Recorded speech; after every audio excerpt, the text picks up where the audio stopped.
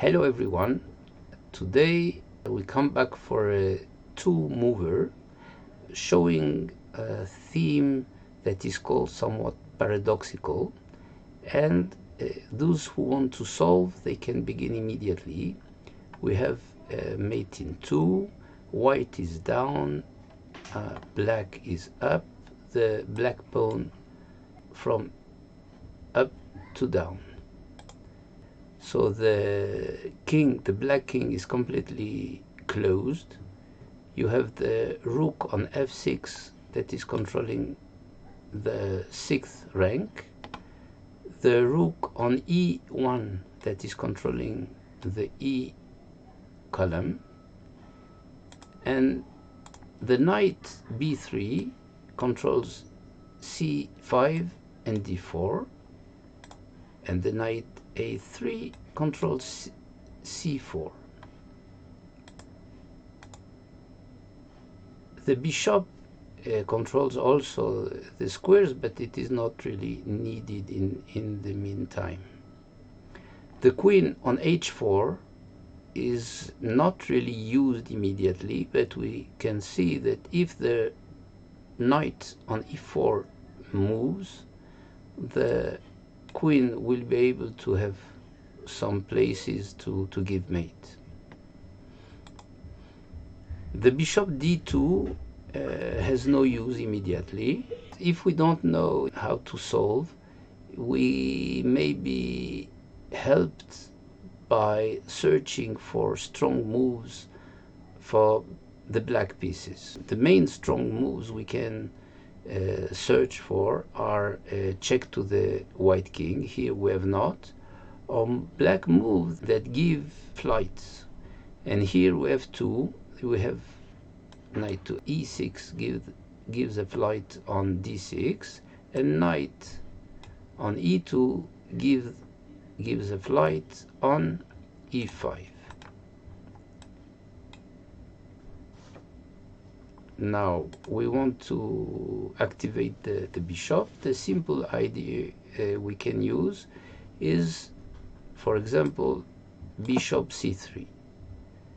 Bishop c3 threatens on e5, and then black has to defend. If we intercept the rook, we'll have, if we intercept the rook with the knight, we'll have queen c4, and if we want to give a flight with the knight, it gives d6 when the knight goes to e6. Then the mate on c4 is no more working, and then also the threat is no more working, and we have no mate. The bishop cannot give mate on e6 because of the flight, and we have no mate. So when we give a threat on e5, the refutation is to put the knight on e6. In the same way, we can try to threaten on d6, rook d6, and here also the knight can defend by intercepting one of the two rooks. For example, on e6 now you have queen c4, and on e2 it gives the flight on e5 that is defending against the threat, and we have no more mate because the queen cannot give mate on c4, and the rook will not mate also on d3 because of the flight. So the two tries of the bishop are not working. If somebody wants to solve now, they pause the video and I give the solution immediately.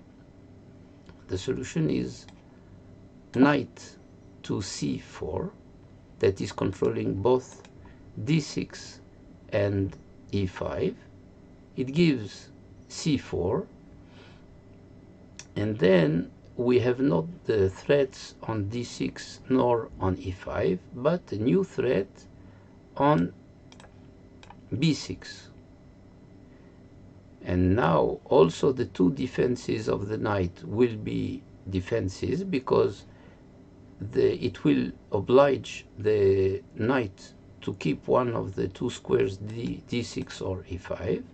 If the knight goes to e6, we have rook e5, and if the knight goes to e2, we have rook d6. If the king takes the knight, we have bishop e6, mate. So what is the content of the problem? Here we saw that after bishop c3, threatening e5, the refutation is knight e6. So knight e6 is effective a refutation of the threat on e5, and in the solution, after knight c4, on knight e6 we have rook e5. So once the move knight e6 is defending against e5, and once it is provoking.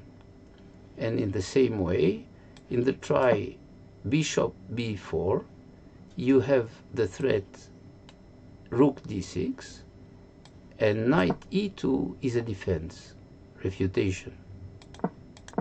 And in the solution, after knight c4, on knight e2, you have this mate. So here also, once the mate is provoked by the move, by the black move, and once it is refuted by the black move. This is what the so-called Dombrowski's theme, the first author who showed this was Alfred Dombrowski's, and here he is associated with friends of him, great composers, all three, and they made this very nice problem. I hope you enjoyed it, and let's have a next video later. Thank you, bye.